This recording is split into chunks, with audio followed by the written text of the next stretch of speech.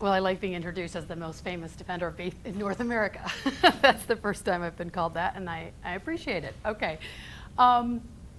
So what I'm going to do, I realize I'm talking to an audience that knows a lot about the topic I'm going to talk about.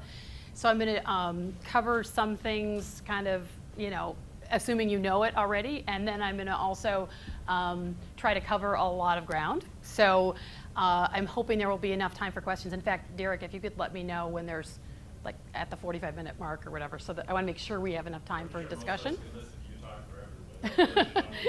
So I'll make sure I leave time at the end that we can have conversation.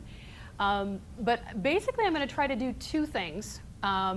I'm going to try to give a little bit more concrete information about the climate change and beef situation, because there's a lot of discussion about it, and the actual figures and data and facts of what's actually known is often kind of lost in the conversation. And also there are a tremendous number of completely inaccurate statistics that are floating around out there. So I want to kind of go through some of that material, and I spent quite a bit of time digging through the Canadian statistics on this stuff so that I could be a little more specific for you guys and not just talk about it in generalities. And then I want to sort of make the case that all of us, every single person in agriculture, we're really kind of on the front lines of the opportunity to do something very, very positive in this arena, and that each of us can improve. And I absolutely include myself and our ranch in that. In fact, I'm having an almost daily conversation with my husband about this, because he's a little bit more he's the one who's been there for the whole time that our ranch has existed, and he's kind of set up all the systems that are there, and I'm kind of the innovator coming in and wanting to do this and do that, and he's kind of the, wait a minute, slow down, So we're kind of having these constant discussions around our dinner table about what we can do on our own ranch.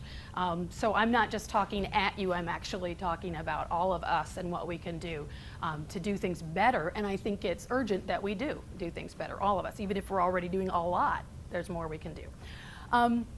So I titled this Cows versus Climate because that's kind of how it's talked about all the time in the mainstream media, but then you see my subtitle, or maybe not, because my whole thesis, probably several of you at least have read my book, Defending Beef, is that this is an issue that has become just sort of radically oversimplified. And we're told over and over again that cattle are bad for the climate. It's always cows in the mainstream media, so I'm using that phrase. But cattle are bad for the environment in general, and now specifically they're bad for the climate. And therefore everybody should eat less beef, and farmers should be getting away from raising cattle. And climate change is the most urgent environmental problem that the world faces, and therefore obviously this is so obvious that we need to be doing this that we can just move on and talk about other issues.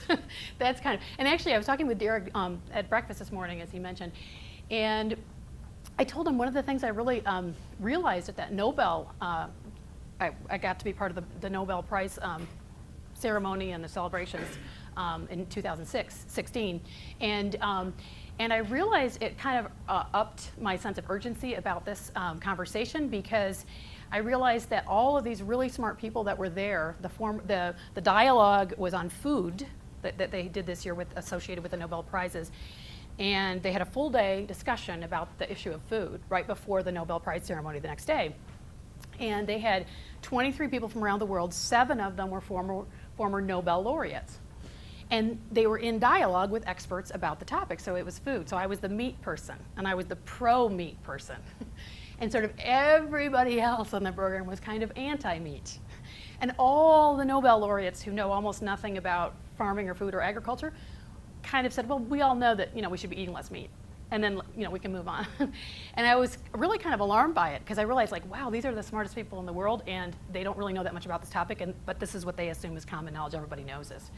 And that's when I realized I really had to sort of be a little more explicit about especially addressing that eat less meat message, and hopefully we'll get some time to talk about that at the end. But I'm going to focus specifically on the climate issue and kind of what the state is and what it isn't, and where I think this is really an opportunity for farmers.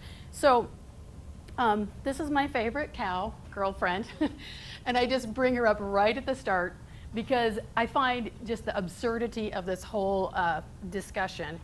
is so obvious when you just actually look at this beautiful, gentle animal and this beautiful landscape that she is helping to protect, and that wouldn't actually be there if she weren't there. Just in case any of you have been living in a cave and have not seen any of the headlines over the last several years, I'm just going to quickly review a few of the absolutely daily headlines that are out there. The vegans have turned this into their primary argument. So the animal rights activists and vegans are now focusing, if you're serious about protecting the environment, now this is an animal rights organization, but this is on their website, the most important thing you can do is stop eating meat, eggs, and dairy. That's their message, and I was talking in the car yesterday with Kim and Carrie, and we were talking about how this has been a very deliberate process by the animal rights groups to take up the climate change issue as a way to advance their vegan agenda. That's not paranoia, that's just the facts. I've looked at the documents and I've looked at the videotapes where you can see this. So starting about 10 years ago, they did this in a very deliberate way. We're going to talk about climate change being a good reason to go vegan, because they were realizing that the meat is murder message had kind of outlived its usefulness. It had only converted about 3% of the population. They needed to do something better. So now it's about climate change for the vegan organizations. But what's a little more troubling is the mainstream media that is embracing this message too. So here's CNN, why beef is the new SUV. Here's The Atlantic. If everyone ate beans instead of beef, with one dietary change, the US could almost meet its greenhouse gas emission goals. Here's The Guardian, eat less meat to avoid dangerous global warming, scientists say. And from Maclean's, a little closer to home for you guys, save the planet, stop eating meat. Now this is just a guest column, this isn't their official editorial, but still, the fact that it's there says a lot. Okay, so what this all boils down to is, in my view, kind of like this graphic here. The cow, this is actually sort of a funny clip art graphic, so you can see it's neither really a steer or a cow. It's been a little bit altered. I realized as I was looking at it this morning, I was like, oh wait, this is an agricultural group. This is gonna look really ridiculous to them. But anyway, so I do recognize the image is slightly absurd, but anyway, just inherently absurd. But it's also really absurd because this is basically what you're being told. Everybody's being told. We're being bombarded with this message everywhere. And what this is basically about is just reductionism. It's about taking a really complex issue and simplifying it to the point where it is minimized, obscured, and most especially distorted. And this is the whole problem with the mainstream discussion about this. Now, I think all of you already kind of know this, but the question is, okay, so how do we answer this? How do we discuss this in an intelligent way? I don't think screaming at people on Twitter or on Facebook about this is that helpful, but what about the conversations that we're having with people at church? People that are meat eaters, mostly probably omnivores, but they're seeing these headlines and they're worried. What should I do? Is it, should I get rid of meat in my diet or should I dramatically reduce it?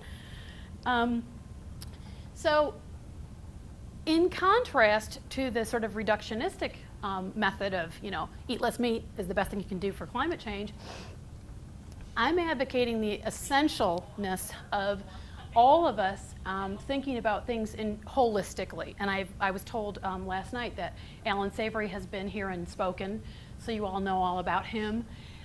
He's become kind of world famous ever since he had a TED Talk a few years ago that has now been seen like 5 million, literally 5 million times. And I think there's almost no one who's done more to sort of combat this message than he has with that TED Talk. And just in case there's anybody in the room that doesn't know who he is, he's an African wildlife ecologist that through his own experiences working out on the landscapes in Zimbabwe realized that actually it wasn't animals that were causing degradation, and he was looking at wild animals, also domesticated animals, both. But he was looking at both cases. He realized that the absence of animals was actually the single biggest ecological problem that they had. And so he began advocating for this idea that problems have to be looked at holistically, and especially this question of livestock and the livestock management. And he created this whole holistic management idea, which has a life of its own now. And then there's a very related idea of systems thinking. And systems thinking is an idea that's out there in the business world and has a lot of application in computing and all this stuff. But it's basically just this idea that you can't look at a problem in isolation. You can't just reduce it down to little components. You really have to think about how everything's connected, how everything's interrelated. And Donella Meadows is a famous writer on this topic, and she wrote a book called Thinking in Systems. And sort of really brief, here's a quote from it: "Systems thinking helps us manage, adapt, and see a wide range of choices for any problem." So she was kind of applying it in the corporate context for the most part. But this is the one I really want to highlight here. This guy here, he's a philosopher and a physicist, Fritjof Capra, a PhD. I think his PhD is actually in physics. But he's become famous for his advocacy for systems thinking. And he's the founder of something that's in Berkeley, California, called the Center for Eco-Literacy. And I actually heard him give a 5-minute talk. And it was funny because you can't say that much in 5 minutes, you think, but it sort of blew me away. Because what he said was, among other things, but this was the part I really remembered, in nature, everything is connected, nothing is linear, only human-created machines are linear. And I had just finished writing Defending Beef. It was actually out, it had been published. And the executive director of the Center for Eco-Literacy that was hosting this event was reading it right then. And she came up to me afterwards and I said, wow, this talk just blew me away, even though it was only 5 minutes, because he's the founder of the organization. And she said to me, it's exactly what you're saying in Defending Beef. And I said, yes, but I'd never heard of this, this person or his books or anything until that moment. And he just said so succinctly exactly what Defending Beef is saying. You can't take cattle and talk about them like they're human-made machines that operate in an A, B, C input, B, A is the input, and then B is the next thing that happens, and then C is what it equals. It doesn't work like that in nature. Nothing functions like that. Everything is in systems. And so the whole problem with so much of the current discussion about this issue, in my view, is that it's really ignoring all of this, and this is what has to be done when you're talking about agriculture and cattle and climate and all of these things, because it's very complex and the interrelationships are incredible. So I want you to remember this image, not the first image I showed you. This is the key part. This is not at all equivalent, and don't allow people to tell you that it is. Nature operates in incredibly complex ways. We're just beginning as humans to understand so many of these connections. The nutrient cycle, that picture just shows that. The water cycle just shows you sort of the almost limitless interactions and things that are happening with water. And here's the soil food web. And all of these pictures are just meant to sort of illustrate the idea that the complexity is huge. And this slide is especially important because I realized, I don't know how many of you have read The Hidden Half of Nature by David Montgomery and his wife Anne, but when I read that book, it all sort of came together for me about this piece of it too, which is that all of science, we've been looking at the human body and we've been looking at ecosystems, almost ignoring something that was almost half of the whole story, both on human health and in terms of environmental health, and that's the microbes, okay? And so even though this picture shows, the sort of macrofauna as well, the microfauna is probably even more important. And the reason that sort of blew me away was I was a biology major in college. I was already, I'm one of those kids who grew up outdoors, so I spent my whole life outdoors. I had, majored in science in college, and I had, done field work out there in the fields, and I had thought about this whole question of agriculture and livestock for years, and it didn't click in my mind until I read that book. I was really starting to think about it a lot for writing Defending Beef, but The Hidden Half of Nature book just pulled it all together for me, that this is this piece that sort of science had been missing for so long. And it is, so the understanding of the importance of the microbiome in the human and the microbiome of the soil are really quite new. I mean, there's obviously people have been studying the soil for a long, long time, but the importance of it, Dr. Christine Nichols also says, who was at USDA for a long time, she says, and as a soil scientist, she feels that all of sort of modern agriculture focused on the physical properties of soil and the chemical properties of soil, and almost ignored the biological properties up until very recently. But you know, she's a kind of a little bit biased on this because she's totally focused on the biology of the soil, but she feels that is by far the most important of those three pieces. And I realized, you know, again, thinking about our own ranch, what were we doing to really understand the biological health of our soils? And the answer is not much.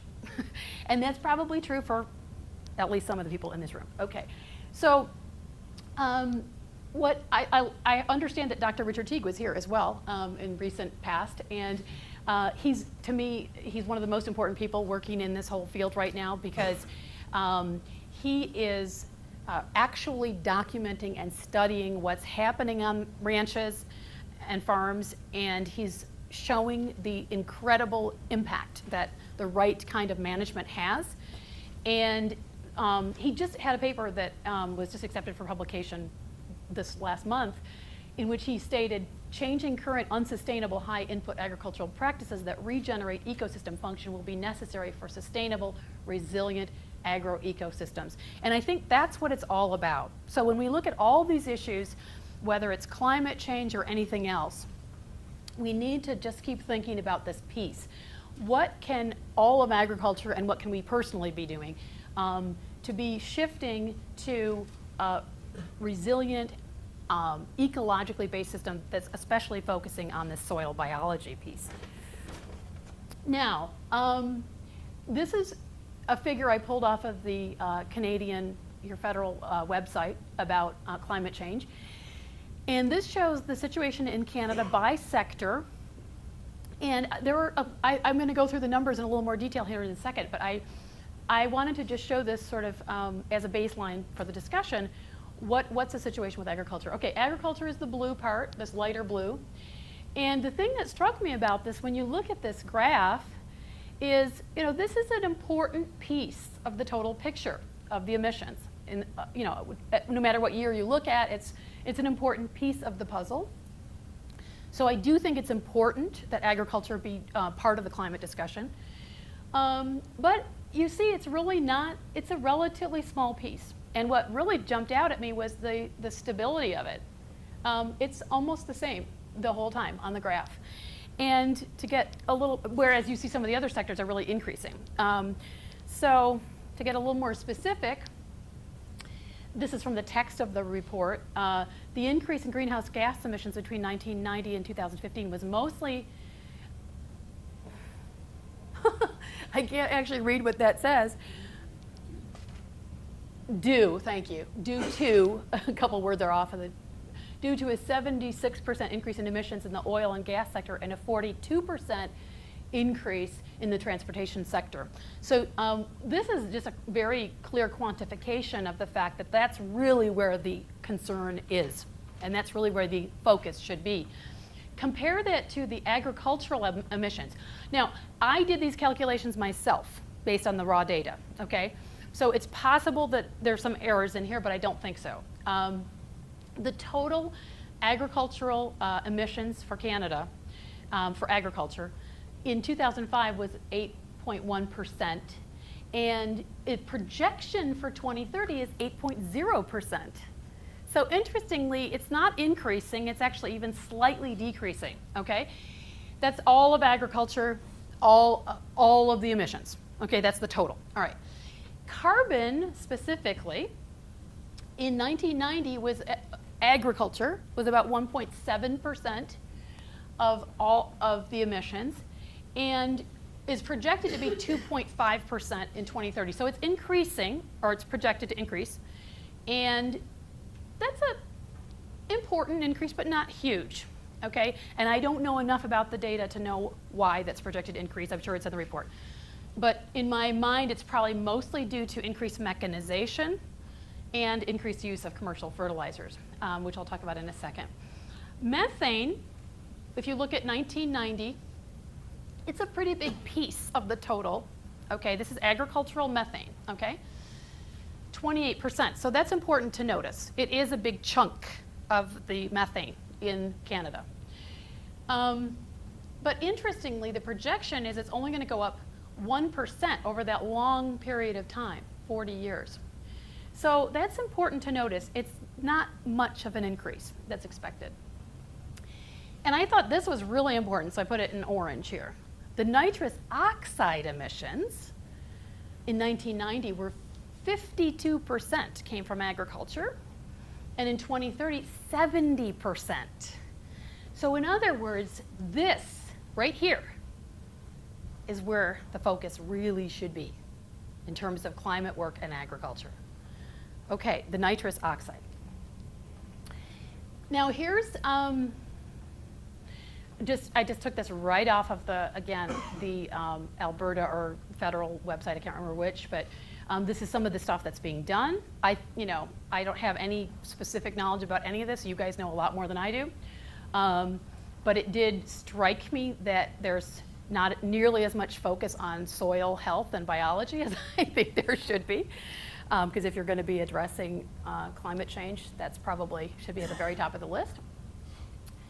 And now I'm going to step back for a second, and I'm going to say some more things about, well, actually I'm going to say it right here in a second, about the nitrous oxide. But this is stepping back and going to a broader view, and including the United States specifically. So the big picture on greenhouse gases, which I wrote an op-ed about in 2009, which was in the New York Times, called The Carnivore's Dilemma. And I kind of made this whole argument that I'm making today, but in a broader sense about kind of focusing on meat is the wrong approach. But very similar to Canada, your agricultural greenhouse gas contribution is around 8%. Ours is also, all US agriculture causes about 8 to 10% of greenhouse gases. This is leaning more toward the 10% in the last couple of years because they've refigured some numbers, and this is probably closer to 10% according to current estimates.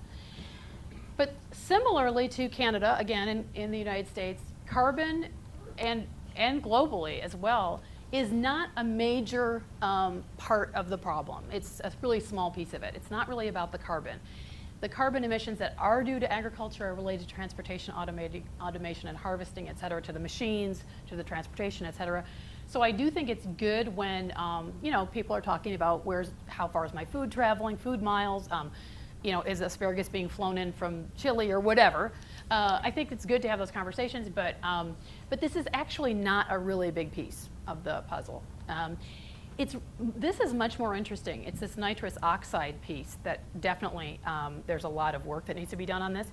And there's a study that just came out about 2 weeks ago out of UC Davis in California, that in California, 40% of the nitrous oxide emissions of the total, so not just 40% of agriculture's emissions, but of nitrous oxide emissions, but 40% of the total nitrous oxide emissions for California are due to fertilized crops. So what struck me, going back to those numbers for Canada, well, I don't want to switch the slides because it's a little too awkward here, but you remember how we saw that number jump up at Canada for 2030 to 70%, the projection for nitrous oxide emissions. So this is probably, I don't know the figures here well enough, and I don't know how detailed the research has gotten, because this was actually really new research in California. But I would suspect that the vast majority of that 70% for Canada is also about the fertilized crops, okay? So this is part of the conversation you need to be having with your friends at church or whatever who are talking about the methane emissions from cattle. Tell them about nitrous oxide and how this is actually a huge issue that Canadians should be thinking about. And if we're worried about diet and agriculture, we should be thinking about the amount of fertilizer that we're using on our crop production. Is that nitrous oxide included in that 10% of greenhouse gases agriculture? Yes, that's the what they call carbon equivalent. So that's all of the different sources. It's the methane, the carbon, and the nitrous oxide. Okay, and globally, oh no, sorry, this is specific to livestock. This is the global figure that the livestock, total, all of the types of livestock, so including poultry and water buffalo and everything, all put together, have been estimated by the Food and Agriculture Organization of the United Nations in 2013 to add about 14.5% of greenhouse gas emissions. Now, this figure, in the book Defending Beef, I kind of take apart this figure a little bit, and I think it's way too high. However, it's probably the most credible figure that's out there by a major organization, and it's 14.5%, okay? The 18% figure that is often cited is from an older report, and that was called the Livestock's Long Shadow report, and that said 18% of global gases are due to livestock. That was specifically updated by this report. So that's one piece of information you should all make sure you're aware of. If anybody says 18%, you should say, well, actually, they updated that a couple years later, and it was lowered down to 14.5%. There's a ridiculous movie out there. Hopefully, some of you are aware of it because you need to know what's going on out there. That's called Cowspiracy. We were talking about it at dinner last night. And in that film, it repeatedly says that more than half of the greenhouse gas emissions are from cattle. Okay, where did they come up with this number? Well, first of all, the main person who created all the science for that film is a dentist, literally, happens to be the town that I grew up in. And I have friends who know him, and he's a dentist. But he wrote a book he's a vegan, and he also has a little vegan food company. And he wrote a book about how we should all stop eating meat right away and buy his vegan food products. It doesn't say that in the book, that last part, but it does say we should stop eating meat. And he, in the book, goes through all the environmental issues. And actually, I tried desperately to read the book, but it was so hard to read because it was unbelievably inaccurate and oversimplified that I couldn't get all the way through it. But I read about half of it, and it was the most unscientific book I've ever read. And he takes the figure, and then the film takes the figure and amplifies it and repeats it over and over again, that more than half of global warming emissions are from livestock industry. And the place that comes from is from a paper that was done by two policy analysts called Robert Goodland and his co-author Jeffrey Anhung, and they wrote a paper that said that 51% of global warming gases are from livestock. Now, neither of those guys are climate scientists. In fact, they're not scientists at all. They're policy analysts. And the lead author was a vegan and a vegan advocate, and believed that everybody should be a vegan. And so I think the paper was kind of tainted by that. But it's really important to know that after they came out with that paper, and they published it through the World Watch Institute, which is a nonprofit advocacy group, in case any of you don't know it, they said they were going to take their figures to the FAO and present them, and they were sure that this 18% figure would be revised upward. What actually happened is the authors of the paper did sit down with these guys, because these are serious policy analyst guys that have some connections, and they went through all the data and went through all of their arguments, and they told them that they didn't agree with them, and they spent some time reviewing their work. And in this FAO paper from 2013, it explicitly rejects the analysis of that paper. That doesn't stop people like Cowspiracy, which was written, and completely, funded and written by vegans, from using that figure. The fact that it's been totally discredited and thrown out by every credible scientist. In fact, if you watch the film, every single person who's interviewed is a vegan advocate. They don't have a single climate scientist interviewed.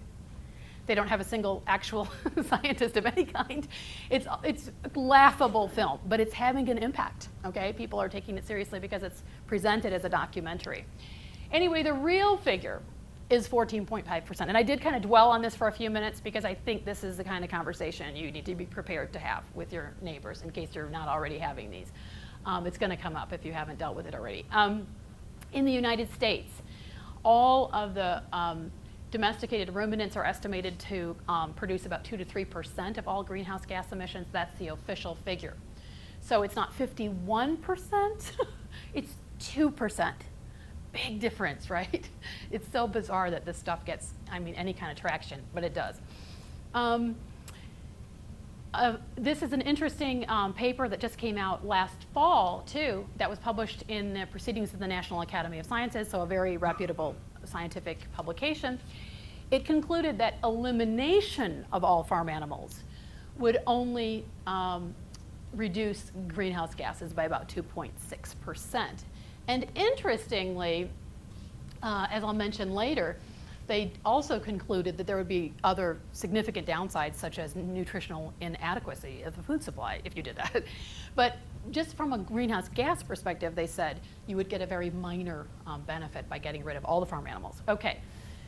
Now, this FAO paper also acknowledged a significant mitigation potential from carbon sequestration from well-managed grazing. They said grassland carbon sequestration could significantly offset emissions.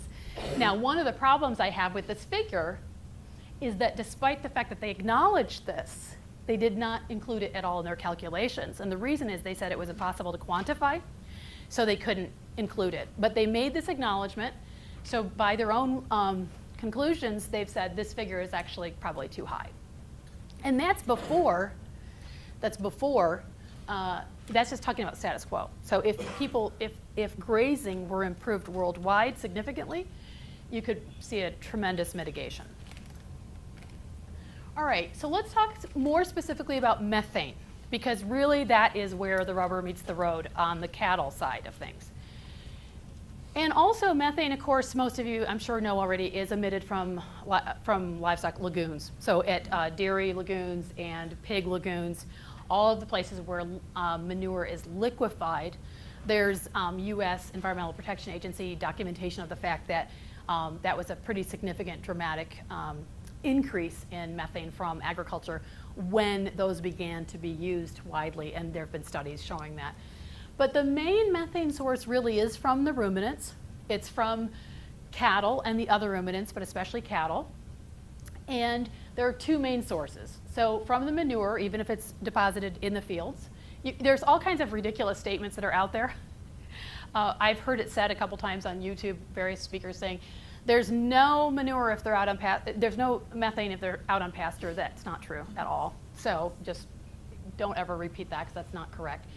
There is methane from both sources from ruminant animals, but let's look at it a little more specifically. First of all, I think it's important to note in conversations with people that there is research. Pennsylvania State University, which is a very, very good university, has done research, or I should say analysis, suggesting that pre-settlement ruminant emissions were greater than the existing emissions from ruminants today. So again, people have this kind of view of humans altering the environment and all these domesticated animals that we have for food. It's now causing this huge global warming problem, and this methane that's never been there before has been created. In fact, it was at existing or higher levels a long time ago. So that doesn't, answer the problem, but I think it's important to understand and to note in conversations. But there's been a lot of attention in the last couple of years to this increase in the level of methane globally. And there's a lot of debate in the scientific community about what the source of that is. And it actually is an unsettled question. However, there were two articles in the last year, one published in the journal Science and one in the journal Nature. So these are the kind of the top scientific journals that said it was cattle that were causing these methane emissions, and that's really important for everybody to understand, because again, we got to be able to answer this stuff. This is, to me, the best response. This is Dr. Robert Howarth, who's a professor at Cornell University, Ivy League university in the United States, and he's the director of the Methane Project, which is really focused on trying to figure out methane and where it's coming from. And he just gave a talk at the climate meetings for the United Nations in Bonn a few months ago, saying that there's very good evidence that this is incorrect, that the satellite data actually says, he says the conclusion that it's due to cattle is inconsistent with the satellite data. And he says fracking, not cattle, are the cause of that increase. And he has a lot of stuff to back him up. So there's at the very least some very serious doubt about whether this is true, that the global methane increase is due to cattle. Secondly, or another point on this that's really important, and I'm going to say more about this in a moment, is this question of soil bacteria. Because this really is an emerging science, there's not a lot understood about soil bacteria and how they work. But it has been known for quite a long time that these methanotrophs, or methane oxidizing bacteria, which consume methane, live in the soils. And there's really interesting research that's been going on for a long time about where they live and how they live. But the most important thing to remember is nature, again, is a system, and nothing ever works in a vacuum. Everything is connected. So in nature, this is one of the things David Montgomery does a beautiful job of explaining in The Hidden Half of Nature. Whenever something surfaces in nature, then everything around it evolves to adapt to it as well. So all of the microorganisms, which were the first inhabitants of the earth, and for a long, long time, they were the only inhabitants of the earth for a very long time, but they all evolved and adapted to every single ecosystem on the earth. And the methanotrophs evolved a long time ago in every environment where there was methane. It is their food source. That's how they live, okay? And they still live all over the earth wherever there's methane, okay? And so there's actually this very interesting body of research about termites, because termites are like itty-bitty little cows, okay? They have this very complex gut system. They don't have four-chambered ruminants, but I mean, they're not, exactly like cows. But they're similar in that they have a symbiotic relationship with the microorganisms of their gut, which allows them to eat highly cellulosic material, in their case, wood, that pretty much nobody else can eat. And same thing with cattle, doing that with essentially grass, right?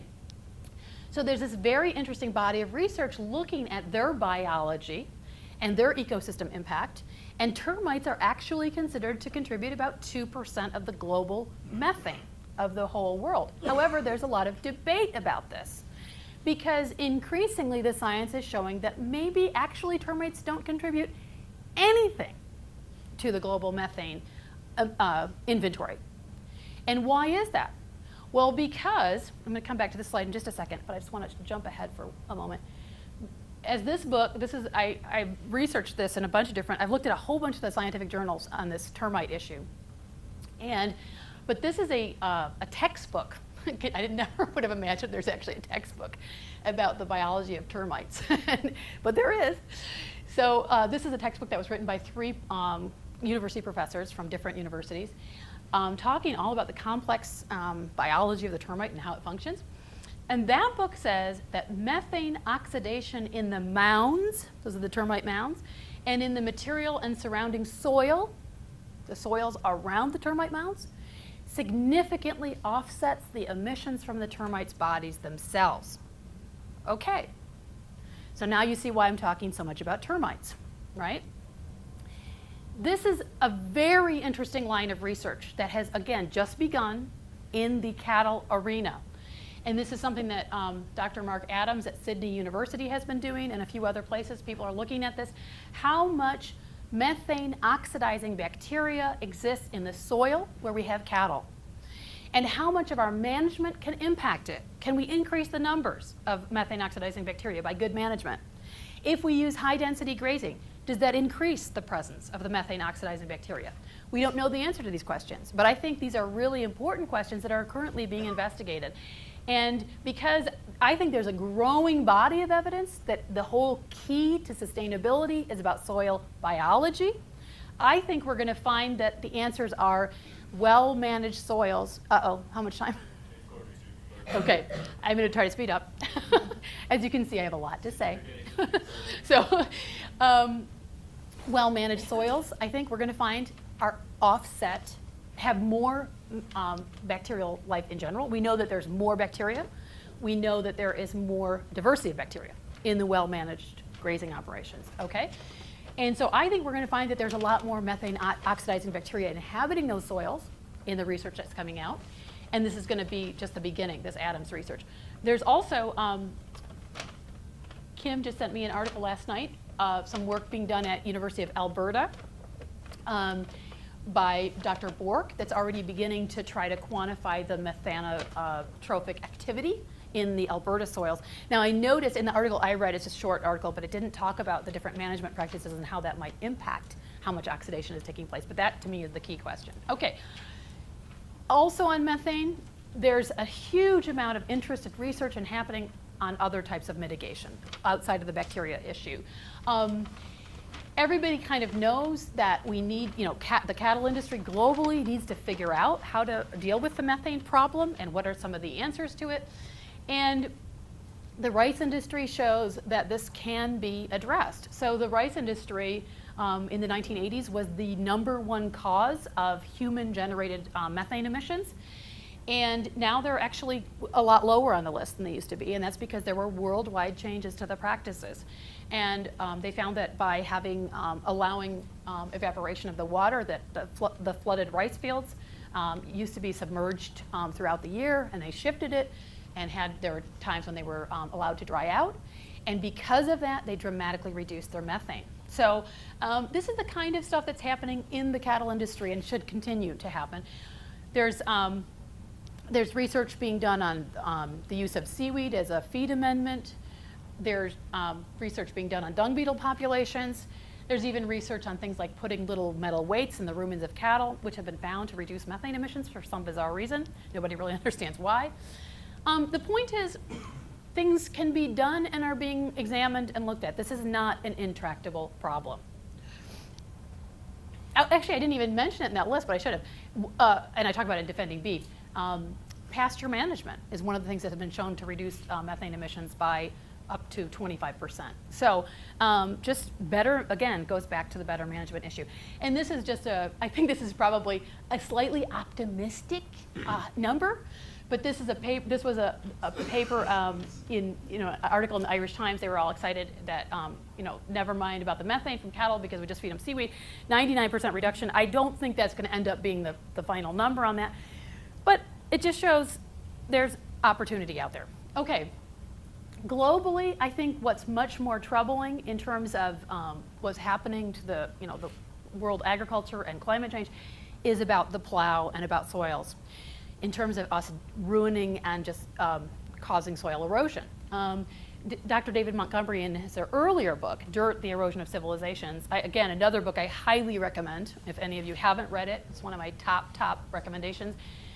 The whole thesis of that book is that soil erosion outpaced soil formation, and that every sort of major fall of a civilization can be attributed in part to the fact that they didn't take good care of their soils. This is just a quick, sort of not very specific showing of where the soils are degraded worldwide, and you can see it's an incredibly widespread problem. This is often attributed to livestock, so this is a really important point. This has nothing to do with livestock per se.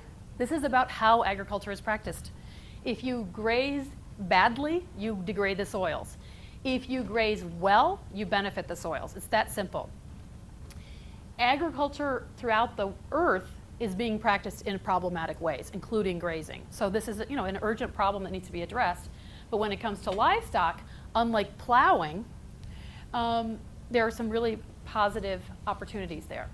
We are losing grasslands the world over, and especially this is United States specific, but in the U.S., and it's probably happening here as well, there have been subsidies for ethanol and crop production for a long time, and it's had a dramatic impact on the loss of the native prairies.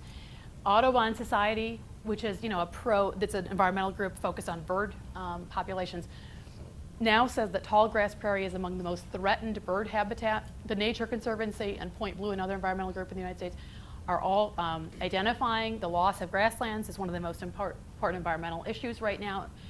And the World Wildlife Fund in 2016 said that in 2014, the Great Plains lost more acres of grasslands than the Brazilian Amazon lost to deforestation. So again, people are so worried about hamburgers and the Amazon. I debunked that whole idea in Defending Beef, by the way. It's actually a ridiculous claim in the first place. But what about what's happening right here in North America?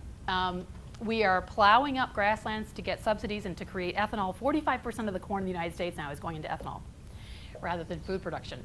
And this is not part of the daily environmental conversation and the calculation that people are making about what food choices they're going to make, and it really should be.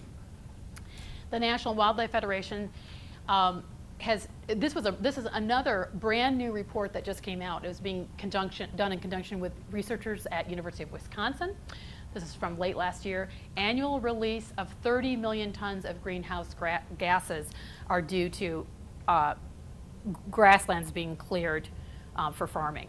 So these are significant problems. Okay, I'm going to go through this really fast because the time is so tight. Prehistory, this is what I think we need to be thinking about. How does the Earth function? And how were ecosystems created? And remembering always those microbes that have been here since the very beginning. They were the first life forms, and they were the only life forms for a very, very long time. And then what happened? Well, about 66 million years ago, we had the dinosaurs disappear. 60 million years ago, the grasses appeared. And for many millions of years, they were everywhere. Okay, grasses became very widespread about 40 million years ago, the ecosystems, and that was a dominant ecosystem the world over, maintained by huge herds of herbivores, including mostly ruminants, and including large packs of predators that kept them moving and tightly bunched. And that's how the Earth evolved, okay? It's only in about the last 100,000 years that most of those megafauna have disappeared, okay? And so when we think about what the Earth should look like and how it should function, this is how it evolved. It had lots of animal impact every day. Here's an artist's rendition, which is kind of funny, but this is the Oregon area, supposedly. And I like it because it just kind of gives us the idea of really heavy impact from these animals, and these big, heavy animals, and lots of them. This is an example of a North American prehistoric animal called the shrub ox, and another one called the woodland musk ox. And I just include those because sometimes people say, well, yeah, but the cattle are a totally foreign animal. It was imported, brought to the New World. Well, actually, doesn't that look a lot like cattle? Okay, there were these kinds of animals on these landscapes for millions of years, okay? And these are modern pictures of what, the prehistoric herds probably looked like. These are the caribou in the Arctic.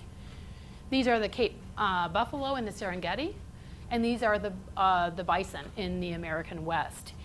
The animals have been part of our prehistoric landscape and part of our globe up until very recently. This huge animal biomass covered the globe up until very, very recently. And so the idea that that is the problem, all these animals out there, that's causing all this global warming, all this stuff, it's just ludicrous. This is what the Earth evolved like. This is what it was, this is how it's meant to be. And I just include this picture because this is from the caves at Lascaux in France. These are considered to be the finest prehistoric art. There are about 2,000 images there created by humans, I think 30,000 years ago. And these are, most of these, the majority of them are of animals. The animals have been here for all along, and they have been essential to humanity. And this is doing something kind of weird. This is translating my slides a little bit strangely, but it says 13 species over 100 pounds, I don't know what that means, in Eurasia, and one in South America. I think this is supposed to say, I don't even know what I meant by pounds. Oh, no, I got it, sorry. The megafauna. They're animals that are over 100 pounds. There were 13 species of animals that were over 100 pounds in Eurasia. Okay, only one in South America. And the rest of the world had 0. And this had a dramatic impact, according to Jared Diamond, another book I would highly recommend, Guns, Germs, and Steel. It's the whole thesis of the book, that animals created the sort of arc of humanity. What happened to animals and how to humans and how we cover the globe. It was all because of these animals, and these megafauna specifically, and he actually talks really specifically about cattle and how important they have been to the development of human culture and to our ability to survive throughout history. The unique advantages of livestock, which you all pretty much know already, but they are portable. They have moved around the earth, as Jared Diamond talks about in Guns, Germs, and Steel, with people. And they don't have to be harvested at a certain moment when they're ripe and ready. They can be slaughtered or not, milked, or used, if meat or milk, whatever it is, they don't have to be consumed at a certain time. And so they're more like a savings account. And this has been really important to humans all over the world. And for about 1.3 billion of the world's poorest people who are dependent on livestock, this is an essential component of them. Most of them are non-land holding people. They can take these animals to wherever they need to go, and they have a savings account. They always have that value of that animal, and when they want to and need to, they can slaughter that animal or sell it. That's totally different from crop production. And they're in guns, germs, and steel, and in defending beef, I talk about it quite a bit. There's lots of evidence showing that the human existence with livestock has been really important in our immunity. And in fact, the rise of asthma and the rise of food allergies. There's very good research connecting it to the absence of contact with farm animals. And about a huge portion of the world's land surface is non-farmable. So Dr. Lynn Hunsinger, who's a professor of biology at Berkeley in California, says that nearly half of the Earth's land surface is non-farmable. That's something that the vegans really, truly do not understand. I've had that conversation thousands of times with the vegan advocates over the years. And it's almost impossible to make them understand this, but we still need to keep trying. And to your folks at church or whoever is asking you about this, the cattle play an essential role on the earth because they can go and graze. That cellulosic material that gets its energy from the sun, its water from the rain, and that not only is it creating meat and milk in the cattle, but it's actually benefiting. If it's a well-managed animal, it is benefiting the entire ecosystem by being there. And this is what the beneficence of grass is all about. This is a quote from Senator John James Ingalls in 1872, who was a senator of Kansas. He basically wrote about how the animals of the field do something that humans can't do. They go out and they gather their food, and then we, from them, get our food. But by being there, they create a dense vegetative cover year-round that protects the soils and the water, builds fertility, controls weeds and pests, and provides food and habitat for countless wild animals such as birds and bees. The soil itself is protected by grass because the blades protect the soil from wind and from rain and wind. The grass roots hold the soil. About 90% of the grass plant on average is below ground, and grass cover creates the subterranean environment that is optimal for those microorganisms that I was talking about before. And specifically for this sort of newly discovered aspect, the soil biology, this carbon sequestration piece, the glomalin, which is the substance that was discovered by USDA soil researchers about 10 years ago or so, is most present in grasslands and especially native grasslands, and determines how much carbon is sequestered. The soil biology determines the foundation of the ecosystem health and diversity of the entire ecosystem, and it is essential for the healthy plants and the healthy animals, wild as well as domesticated. This is a picture of the underground communities. These are the roots of the grass plant. And this is a picture that was done by USDA soil scientists showing the honey coating, which is the glomalin, which is the kind of the substrate on which this whole symbiotic relationship with the arbuscular mycorrhizal fungi that's taking place down there, which is the whole system that exchanges the nutrients from the soil that go to the plant, and the plant gives the soil the carbon that comes from the energy that comes from the sun in the form of liquid carbon. I'm going to go through these super fast because we're almost out of time. Water quantity, I just want to say that it's far less water consumption than people tend to believe. Good grazing actually adds water to an ecosystem. And this is a slide showing the water footprint numbers. Only about 3% of the water used for cattle globally is actually what they call blue water, and 97% is in the vegetation that they eat. Sandra Postel just wrote this great book about water, and she talks about how there's more water. The soils of the world hold about 8 times more water than the world's rivers combined. So the water in the soil is actually absolutely a key to ecological health, and having good grazing increases the water in the soil. water quality. There's far less sediment and far less runoff of everything, where you have good grazing versus crop production or lots of other uses. And good grazing practices protect wildlife and habitat. So this is a study that was done in Minnesota, showing that the birds that were migrating basically could not stop and nest or do whatever they needed to do in crop fields, but they did very well where they had access to pasture or any kind of grazed area. And this is an article that I wrote for The Atlantic, talking about the fact that the bees in California were found to largely habitat, their most important wild habitat for the wild bees. About 40% of pollination of the crops of California are being done by wild pollinators, mostly wild bees, and one of their primary habitats is cattle ranching. So not only does, or cattle ranches, so not only does the ranch provide wildlife habitat, but it also enables the pollination of all of the fruit and nut production that's taking place in California, which is the vast majority of the United States. I don't have any time to read any of this, but this is Dr. Teague and others. I think this is the most important research paper that's come out in a long time. This was from last year. It says that permanent cover of forage plants is highly effective in reducing soil erosion, and ruminants consuming only grazed forages under appropriate management result in more carbon sequestration than emissions. And this paper, which was published in the Journal of Soil and Water Conservation, argued that actually in the Midwestern United States they should have fewer crops and more livestock, and especially cattle. And they did the calculations to argue that it was in fact a net benefit to the climate. I just want to say one thing about food. Beef is highly nutritious food. It's not just protein, it's far more. It's the highest quality protein you can get.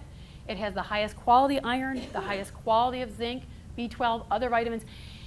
It is not the same. You have to eat twice as much kale or spinach or any of those foods if you want to get the iron, and your body still is probably not going to be able to use it as well as the iron that's contained in beef. So we can't let people get away with this idea that beef is kind of something we can just toss aside because it's an outdated idea. Nutritionally, it's very, very important. And the paper I referred to earlier from 2017 in the Proceedings of the National Academy of Sciences specifically concluded that there would not be enough. If you got rid of all the farm animals, you could not nutritionally feed everybody in the United States without those animals. The key to regenerative agriculture is soil biology. And this is a quote from David Johnson, who's the director of the Institute for Sustainable Agricultural Research. And he says there is a limit to the amount of carbon that soil will build up, but there is no limit to the amount of soil that we can build. And there's a picture of the bison here because he points out that we had more and higher quality topsoil in the area where the bison roamed in North America than anywhere else.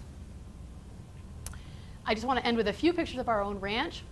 This is my family. Those are my boys and my husband Bill that some of you probably know.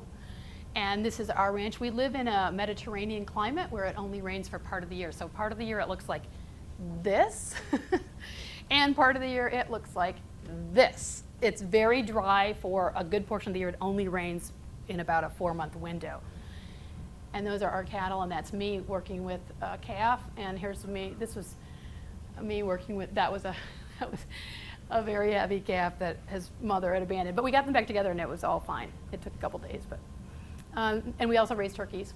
And this is girlfriend, and girlfriend is no longer alive, but this is her great-great-great-granddaughter who was born this year, and that makes me very, very happy. And I just want to end by summarizing all of this in my little bumper sticker that I love so much that my friend Russ Conser came up with. It's not the cow, it's the how. Thank you very much. There was, I'm afraid we've run out of time. So I think we. Lunchtime, guys. I'm sorry about that, but are you sticking around? Yeah.